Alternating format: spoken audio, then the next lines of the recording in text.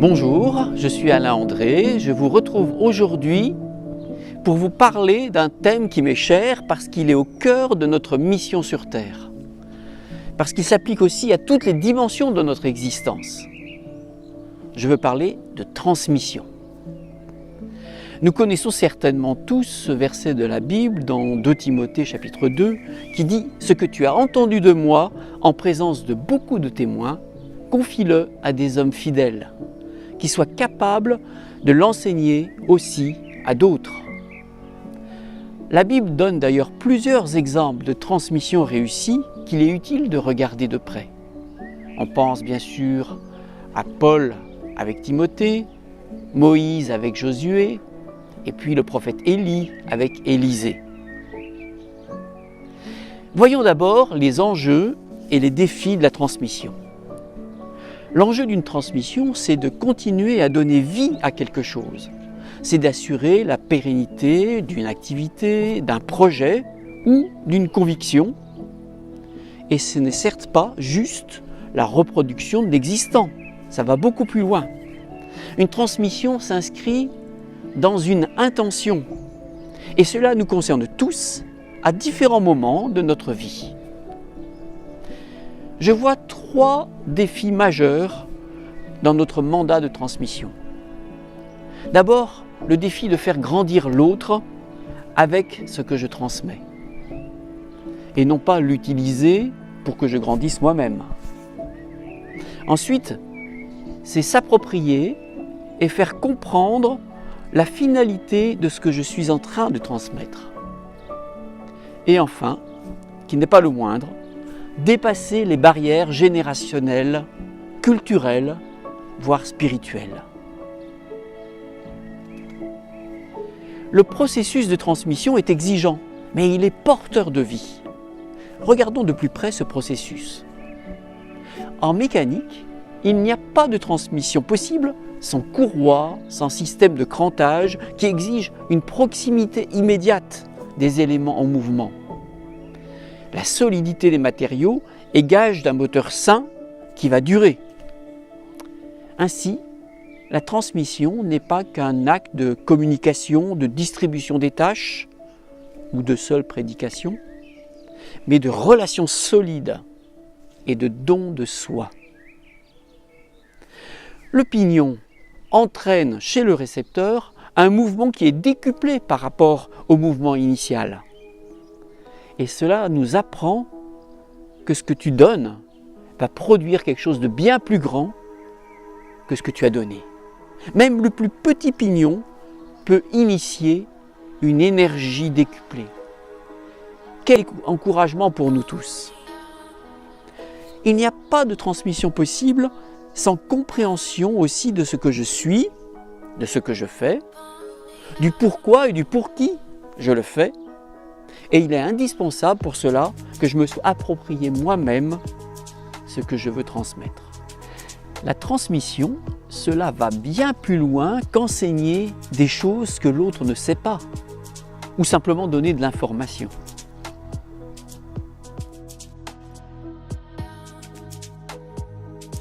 Il y a des ingrédients pour une transmission réussie. D'abord, une transmission, c'est un relais. Ce qui sous-entend que l'apprenant va aller plus loin que moi-même avec ce que je lui ai transmis. C'est ainsi se projeter avec espérance sur ce que deviendra ce que j'ai donné. Et ce n'est certes surtout pas une fabrique de clones.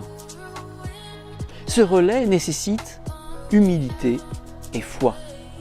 Ensuite, une transmission, c'est des compétences partagées.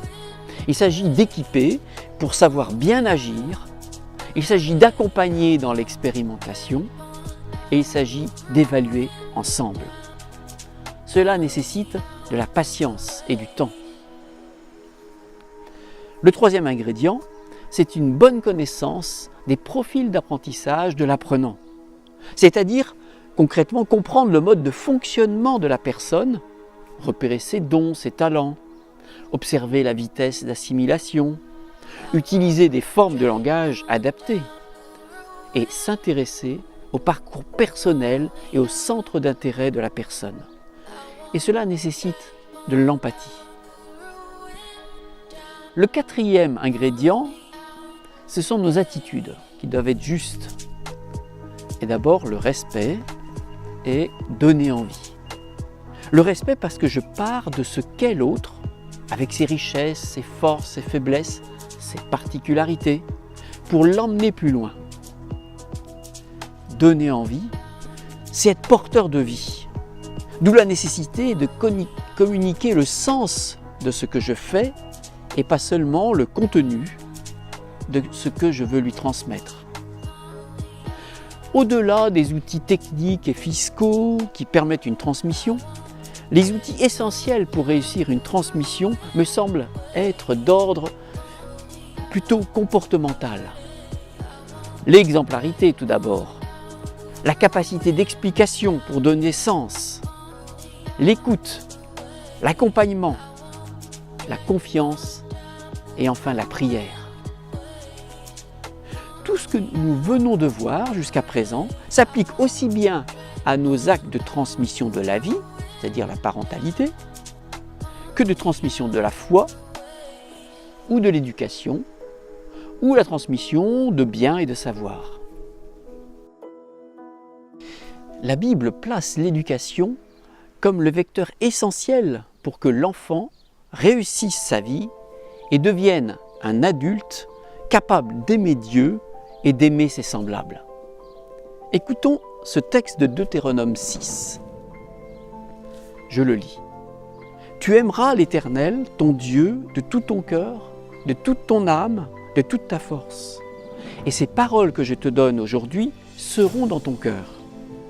Tu les inculqueras à tes fils et tu en parleras quand tu seras dans ta maison, quand tu iras en voyage, quand tu te coucheras et quand tu te lèveras. Tu les liras comme un signe sur ta main, et elles seront comme des frontons entre tes yeux. Tu les écriras sur les poteaux de ta maison et sur tes portes. » Dans ce texte, il y a une forte symbolique à laquelle nous sommes rendus attentifs. Ce texte parle de l'enseignement reçu comme un signe sur notre main. Cela nous parle de l'impact des prescriptions et de l'amour de Dieu qui s'inscrivent dans nos relations et dans nos actes. Ce qui est entre nos yeux symbolise le filtre de nos pensées, de nos réflexions, de nos intentions. Le texte parle du poteau. Les poteaux de notre maison symbolisent les éléments structurants de notre vie. Nos valeurs, l'éducation, les règles de vie que nous nous sommes données, nos pratiques, qui doivent être basées sur les préceptes de Dieu pour l'honorer. Enfin, les portes sont l'image de tout ce qui peut rentrer ou sortir de nous-mêmes. Et tous ces éléments impactent beaucoup nos relations avec les autres. Enfin, transmettre, c'est avant tout bénir et laisser un héritage. Vous connaissez certainement ce proverbe 13 qui dit « L'homme de bien laisse un héritage à sa descendance ».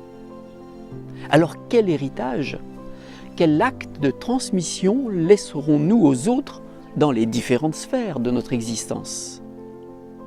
Comme je viens de l'énoncer, cela implique de construire une relation dans la durée, dans la proximité, de rejoindre l'autre avec des attitudes vraies, de réaliser qu'il n'y a pas de transmission sans don de soi. Avons-nous conscience que nos actes, des actes de réconfort par exemple, sont de nature à transmettre la vie, accorder de l'attention, conférer de la dignité, un élan, une espérance, c'est redonner vie à un être en devenir, à une existence malmenée, blessée ou épuisée.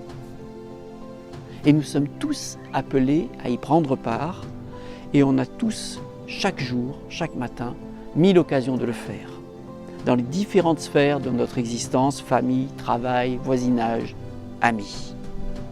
Je veux terminer en vous laissant cette réflexion de Alton Garrison qui a dit « Nous pouvons enseigner ce que nous savons, mais nous reproduirons ce que nous sommes. À bientôt!